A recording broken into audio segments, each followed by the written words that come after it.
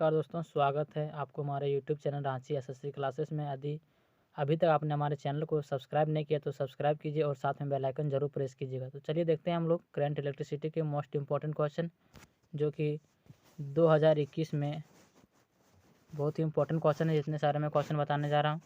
तो चलिए शुरू करते हैं। पहला क्वेश्चन पूछ सकता है, व्हाट इज इलेक्ट्रिक करंट। तो इनका डेफिनेशन हमें लिखना है। 2 मार्क्स के लिए क्वेश्चन है तो 1 मार्क्स के लिए क्वेश्चन पूछ सकता है।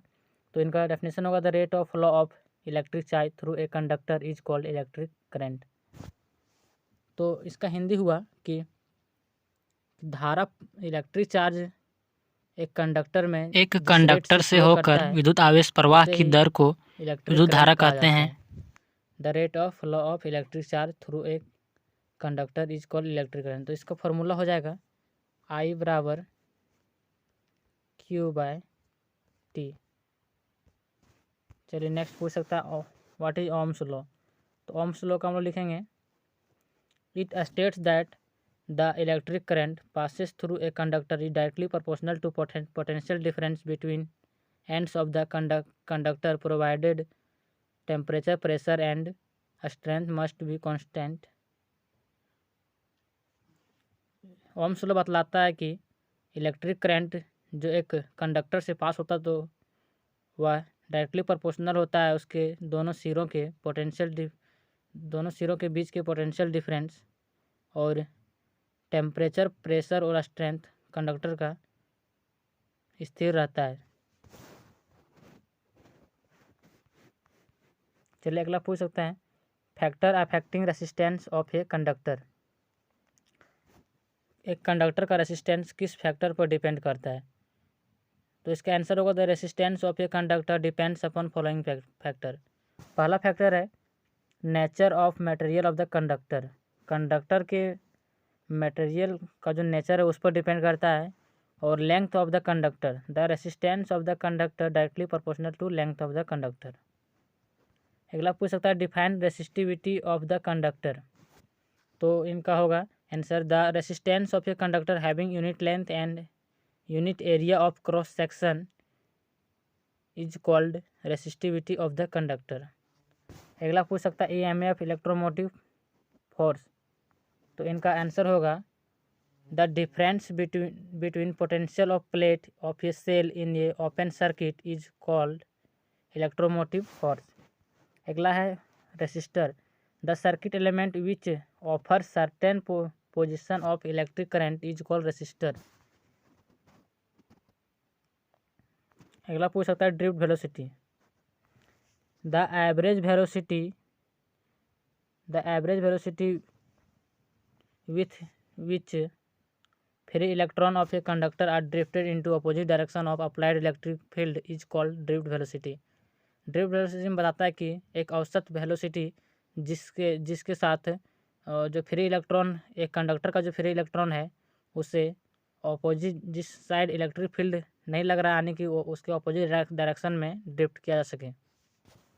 एक आपका एक्सप्रेशन पूछ सकता है, तो डेरिवेशन पूछ सकता है, relation between drift velocity and electric current. तो इनका यहाँ पर वीडियो लंबा हो जाएगा, इसलिए उसे अगला पार्ट में बताया जाएगा। यदि आपने अभी तक हमारे चैनल को सब्सक्राइब नहीं किया तो चैनल को जरूर सब्सक्राइब कीजिएगा।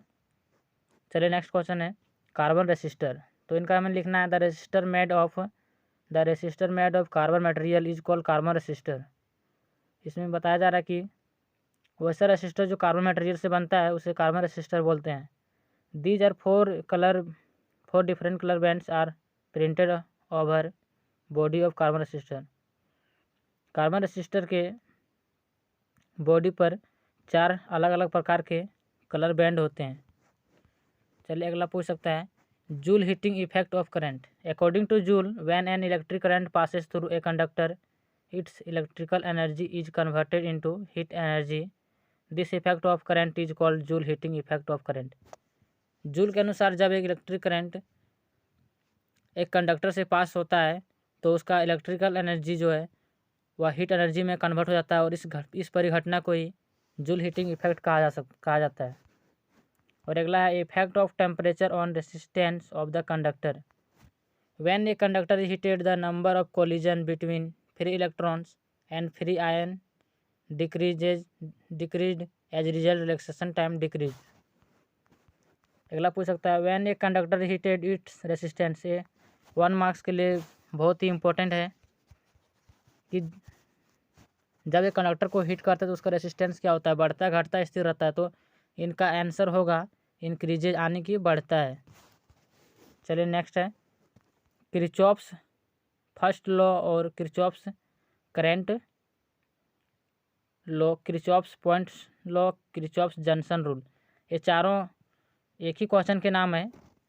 तो इनका आंसर होगा it state that the algebraic sum of electric current meeting at a point और junction is equal to 0।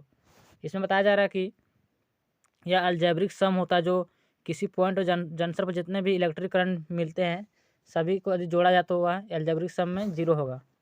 Kirchhoff's second law it state that the algebraic sum of potential difference across all circuit element including EMF of the cell in a close circuit is equal to 0। इसमें एक important question ये है कि यदि पूछा जाए कि Kirchhoff's law किस लॉ को यानी किस लॉ को फॉलो करता है, ओबे करता है, तो इनका आंसर हो जाएगा कंजर्वेशन ऑफ एनर्जी को फॉलो करता है। चलिए नेक्स्ट क्वेश्चन है what is Wheatstone bridge. The arrangement of 4 resistor in the form of bridge in which 1 unknown resistance can be determined by using 3 non resistance is called Wheatstone bridge. Wheatstone bridge में या एक bridge के रूप में होता है। इसमें एक अननोन रेसिस्टेंस को हम लोग 3 नॉन रेसिस्टेंस के द्वारा फाइंड कर सकते हैं। और अगला है मीटर ब्रिज और स्लाइड वायर ब्रिज। तो इनका होगा the practical form of Wheatstone bridge which is used determine an unknown resistance is called metre bridge. Next है इसका पोटेंशियोमीटर का डेफिनेशन होगा the device which is use to measure internal resistance of a cell and compare EMF of two cell is called potentiometer. Potentiometer एक ऐसा device है जिसका उपयोग हम लोग एक सेल के इंटरनल रेसिस्टेंस को प्राप्त करने के लिए करते हैं और 2 सेलों के ईएमएफ को तुलना करने के लिए इसका उपयोग होता है। चलिए नेक्स्ट क्वेश्चन चलिए इतना ही था इसमें इस वीडियो में। और मुझे नहीं लगता कि इससे और कुछ बाहर पूछ सकता है चैप्टर 2 करंट इलेक्ट्रिसिटी में। तो चलिए थैंक यू।